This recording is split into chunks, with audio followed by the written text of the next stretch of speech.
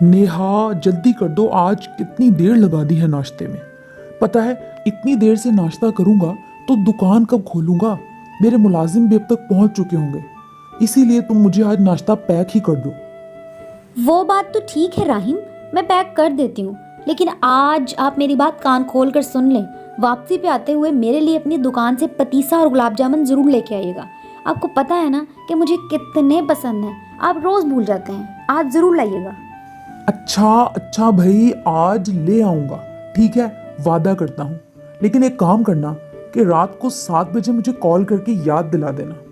दुकान बंद करने से पहले मैं पैक कर लूंगा। अब मुझे नाश्ता दे दो। जी हाँ, इनसे मिलिए। ये है राहिम। इनकी अपनी बहुत अच्छी और बहुत बड़ी बेकरी है। ये उस बेकरी के मालिक हैं। इनकी बेकरी बहुत मशहूर है क्योंकि यहाँ बनने वाली मिठाइयाँ, केक, पेस्ट्री, हर एक चीज़ बहुत ही लजीज और मज़े की है और मुनफरिद भी है। इसीलिए लोगों को बहुत पसंद है। लोग दूर दराज से सिर्फ राहिम की दुकान पर ही लेने आते हैं। इसीलिए राहिम की दुकान पर रश रहता है और जगह जगह इसकी बेकरी के चर्चे हैं।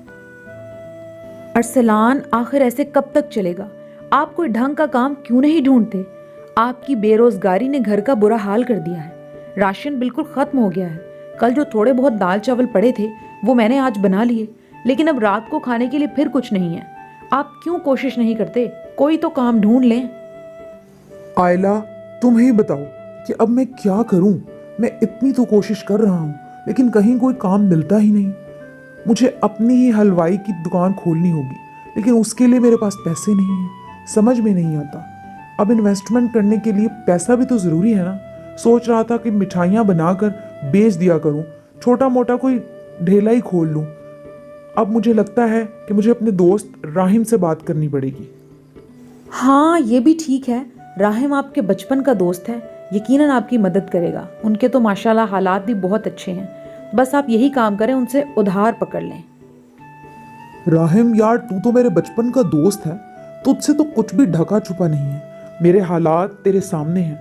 मुझे कोई काम तो मिल नहीं रहा, लेकिन तू जानता है कि मुझे हलवाई का पूरा एक्सपीरियंस है। मैं अच्छी मिठाइयाँ बनाता हूँ, इसीलिए सोच रहा हूँ कि छोटा मोटा ढेला लगा लूँ, लेकिन उसके लिए भी मुझे इन्वेस्टमेंट की ज़रूरत है। इसीलिए अगर तुम मेरी मदद करो और मुझे कुछ पैसे उधार दे दो तो मैं काम शुरू कर लूँ। लेकिन जैसे ही काम अच्छा होगा मैं तुम्हें वो उधार वापस कर दूंगा। अरे वाह अरसलान, यार बचपन का दोस्त भी कहते हो और इस तरह की बातें करते हो। तुम्हें लगता है कि मैं तुम्हें उधार दूंगा? यार तुझे जितना पैसा चाहिए ले ले, काम शुरू कर। मुझे वाकई नहीं पता था कि तेरे हालात इतने तंग हैं और मुझे पैसा वापस नहीं चाहिए। तू अच्छे से ढेला लगा और काम शुरू कर। और फिर इस तरह अरसलान ने राहिम से पैसे उधार लिए और यूं अपना ढेला चलाया। उसे मिठाइयाँ तो अच्छे से बनाने आती थीं, इसीलिए उसने मज़े मज़े की मिठाइयाँ बनाकर बेचना शुरू कर दी। शुरू शुरू में तो वो चुप था, मुतमईन था कि अभी काम का आगाज़ है तो ग्राहक नहीं आ सकते। लेकिन काफ़ी दिन हो गए यही चलता रहा। उसके पास तो कोई ग्राहक ही नहीं आया, और उसके पास कोई ग्राहक आता भी कैसे? उसके ढेले के करीब ही तो एक बहुत बड़ी बेकरी थी। जी हाँ, ये बेकरी थी राहिम की।